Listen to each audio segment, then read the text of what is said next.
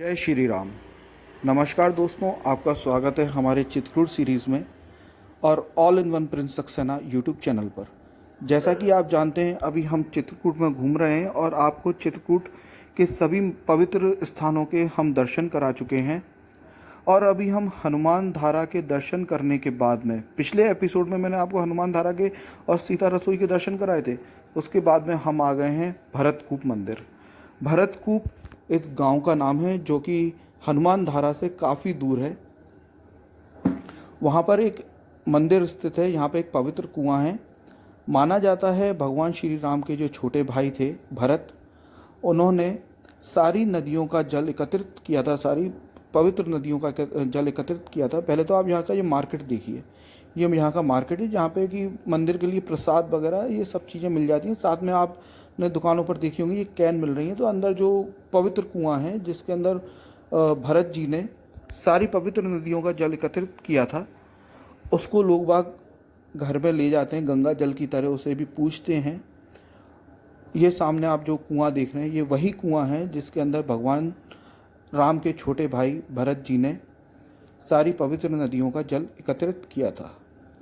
माना जाता है कि जब भरत जी ने सोचा कि जब मैं अपने बड़े भाई भगवान श्री राम का राज्याभिषेक करूंगा तो इसी जल से मैं करूंगा, लेकिन रामचंद्र जी ने मना कर दिया था कि मैं जो आगे और जो बुरी शक्तियां हैं, जो बुराइयां हैं, जो राक्षस हैं, उनका वध करने के लिए मैं आगे प्रस्थान करूंगा। भरत, तुम इस राज्य को संभालो, अयोध्या को संभालो। 11 साल वे चित्रकूट में रुके थे अपने वनवास काल में। सामने आप जो देख रहे हैं ये भगवान श्री राम की काले रंग की प्रतिमा है जिसमें लक्ष्मण जी, सीता जी विराजित हैं। भरत जी ने उनकी पादुकाओं को सिंहासन पर रखा और अपने भाई के आने का इंतज़ार किया कि जब वे अपना पूरा समय कर लेंगे, जब वो सारे राक्षसों का वध कर देंगे, बुराई को नष्ट कर देंगे, तब वे आएंगे अयोध्या और अयोध्या का राज्य संभालेंगे। भरत जी ने सिंहासन पे उनकी पादुकाओं को रखा, उनके खड़ाओं को रखा और उनके प्रतिनिधित्व किया उनके राज्य को। मतलब उन्होंने आदेश दिया था उनको कि आप भरत जाइए, आप राज्य को संभालिए। बस उनके वो आदेश को मानते हुए राज्य को संभाल रहे थे, कभी वे सिंहासन पर नहीं बैठे। उसके बाद में आप पूरा जो परिसर देख रहे हैं ये इस तरीके का परिसर है। और जो कुआं था उसकी मान्यता ये है कि आपने यदि उसके जल से नहा लिया, स्नान कर लिया और उसे पी लिया तो आपने सारे तीर्थ कर लिए। साथ ही माना जाता है भरतकूप में स्थित जो कुआं है उसका जल पीने से आप बहुत सारी बीमारियों से मुक्त हो जाते हैं। साथ ही जो भी चर्म रोग वगैरह होते हैं उनसे भी आप मुक्त हो जाते हैं। ये श्री भरत मंदिर है, भरत जी का मंदिर है। इसके अंदर अभी हम आपको लेकर के चलते हैं। पहले हम परिक्रमा कर लें भगवान श्री राम की। परिसर बहुत ज़्यादा साफ सुथरा और बढ़िया शानदार बना हुआ था। चित्रकूट के हर पत्थर में, हर कंकड़ में माता सीता और भगवान श्री राम बसते हैं। तो आप जब भी आएँ यहाँ पर ऐसा ना हो कि हड़बड़ी में आएँ, पहले बढ़िया मंदिर को घूमें और भगवान श्री राम के दर्शन करें। ये सामने आप पवित्र कुआं देख ही रहे हैं और बैठ कर के राम नाम जपें। ये सामने जो आप देख रहे हैं ये भरत जी की प्रतिमा है जो कि ये भी काले रंग से ही, काले पत्थर से ही बनी हुई है। भरत जी का मंदिर बहुत बढ़िया और शानदार मंदिर बना हुआ है। 10 मिनट बैठ कर के यहाँ पर राम नाम जप करिए, कीर्तन करिए। फिर उसके बाद में हम निकल गए रामशैया, जहाँ पे श्री राम ने सीता जी के साथ में आराम किया था अपने वनवास काल में। वैसे तो ये रामशैया भरतकूप जाते में रास्ते में पहले पड़ा था, लेकिन हमारे जो टैक्सी ड्राइवर हैं पांडे जी, उन्होंने कहा कि पहले आप भरतकूप के दर्शन करिए, लौटते में हम आपको रामशैया के दर्शन कराएंगे। तो अभी हम आ गए हैं रामशैया। कहते हैं यहाँ पे भगवान श्री राम ने सीता जी के साथ में वनवास काल में आराम किया था, लेकिन ये कोई ठोस सबूत तो है नहीं है कि इसी जगह पर बैठ कर के किया था। वे तो सारे संसार में, सारे चित्रकूट में घूमे थे, कहीं पर भी उन्होंने आराम किया होगा। लेकिन ये कोई जगह है यहाँ पर कि आज से 400, 500, 1000, 2000 साल पहले इन्हें चिन्हित कर दिया गया है कि ये हो सकती है। तो हम उन्हीं कहानियों के आधार पर, उन्हीं मान्यताओं के आधार पर इस जगह को हमने रामशैया मान लिया है कि यहाँ पे हो सकता है श्री राम ने माता सीता के साथ में आराम किया हो। यहाँ पे जो लोकल चित्रकूट के रहवासी हैं, रहने वाले हैं, यहाँ पे पिकनिक के लिए आते रहते हैं क्योंकि बड़ा शांत और बढ़िया मनमोहक स्थान है, बढ़िया दृश्य हैं, हरियाली हो रही है। तो यहाँ पे दाल टिक्कड़ वगैरह का प्रोग्राम बनाते रहते हैं वो इस तरह से। रामशैया शिला दर्शन स्थान। जब हम ऊपर चढ़ते हैं तो सबसे पहले हमें उनके प्रिय भक्त हनुमान जी के दर्शन होते हैं। और साथ में पहले आप ये नज़ारा देखिए, इस तरीके का बढ़िया नज़ारा है। सामने मंदिर है, यहाँ पर उन्होंने लिख कर के भी रखा हुआ है, कृपया यहाँ बैठकर 5 मिनट राम नाम कीर्तन करें। यह संत सेवा की जाती है, श्रद्धा अनुसार दान करें। यहाँ पे किसी भी प्रकार के कोई पंडित जी महाराज जी थे नहीं इस समय पर जब हम पहुँचे। तो जैसा कि मैंने आपको बताया, मंदिर में सबसे पहले तो श्री हनुमान जी के दर्शन होते हैं। उसके बाद में हम रामचंद्र जी के, माता सीता के और लक्ष्मण जी के दर्शन करते हैं। और उस छोटी सी प्रतिमा हनुमान जी की भी थी। पास में ही दूसरा एक और मंदिर था जहाँ पे हम अंदर जब गए तो सबसे पहले फिर से वही उनके प्रिय भक्त हनुमान जी, जहाँ श्री राम वहाँ उनके भक्त श्री हनुमान तो रहेंगे ही। तो दक्षिण मुखी हनुमान जी के दर्शन हमने किए। बहुत ही शानदार परिसर था, साथ में माता तुलसी भी वहाँ पर विराजित थी। फिर पंडित जी ने हमारे लिए, क्योंकि पट बंद थे, हम पहुँच गए थे, तो वहाँ पर पंडित जी ने हमारे लिए उनके पट खोले, मंदिर के पट खोले, उनके द्वार खोले। फिर हम उनके अंदर गए, वहाँ पे गए मंदिर के अंदर। वहाँ पे हमने माता सीता के, राम जी के, लक्ष्मण जी के दर्शन किए। चित्रकूट में कहा जाए तो हर जगह ही राम और सीता के ही मंदिर हैं।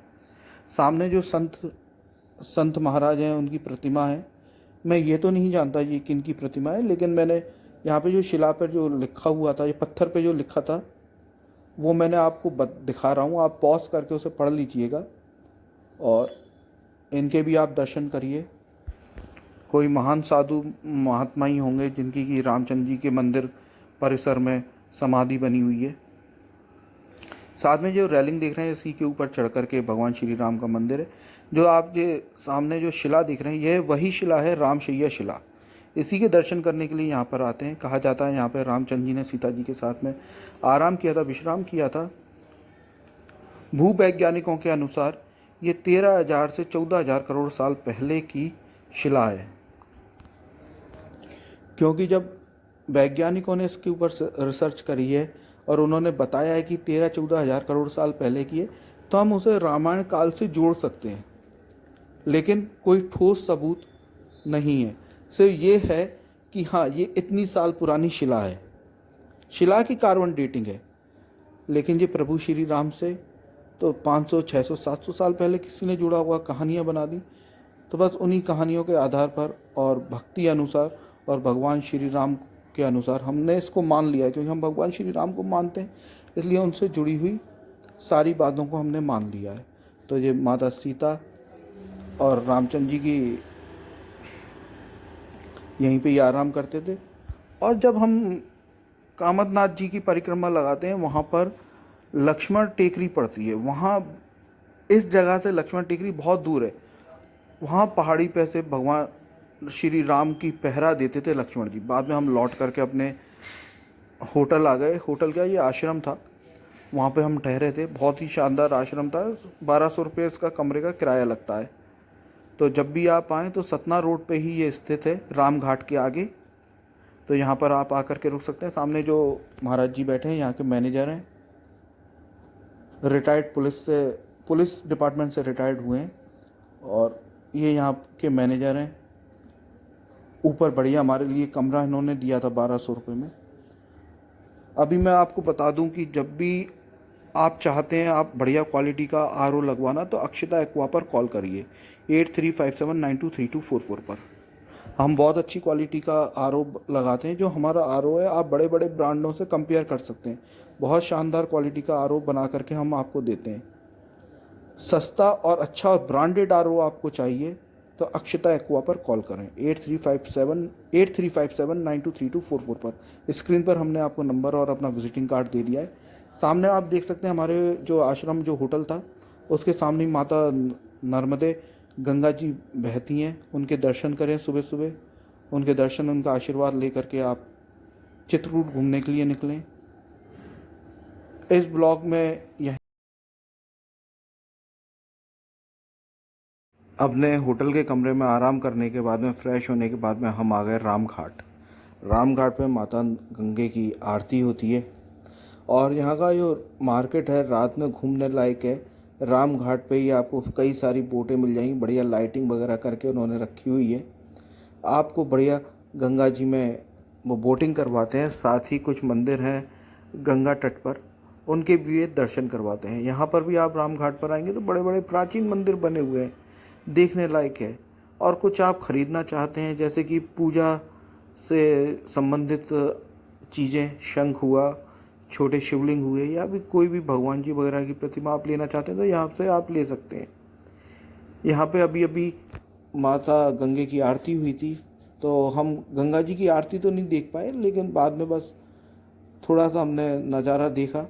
जैसा कि मैंने वहाँ पे काशी में देखा था उसी तरह से यहाँ पर भी आरती होती है।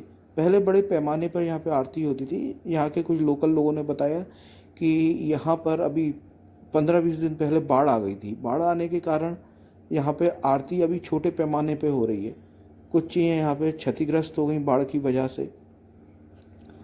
वो सब सही होने के बाद में यहाँ पे फिर से उसी विराट रूप में आरती होने लगेगी। साथ में ही एनडीआरएफ टीम भी खड़ी हुई है कि कोई यदि कोई घटना घट जाती है कुछ तो उसे बचाने के लिए, कोई नदी अभी ये में वीडियो में ले रहे हैं तो तुमको हम, उसे बचाने के लिए फोटो भी खींचेंगे। पूरी की पूरी यहाँ पे सुरक्षा आपको सरकार की तरफ से देखने को मिलेगी। कोई डरने वाली बात नहीं, आराम से बेहिचक आप घूमें। बहुत बढ़िया लगा हमें घूम करके। और अभी जो मैं आपको दिखाऊंगा कि आप वहाँ का जो नेचुरल साउंड है वही आप सुनिए। हम थोड़ा सा आगे जब वापस लौट के चल रहे थे तो यहाँ पे अलग अलग घाट बने हुए हैं। अभी इस घाट पे आरती समाप्त हो गई थी, अगले घाट पे आरती है तो हमने उसे अटेंड किया और देखा कि वहाँ पर आरती कैसे होती है। अभी आप नेचुरल साउंड को एंजॉय करें।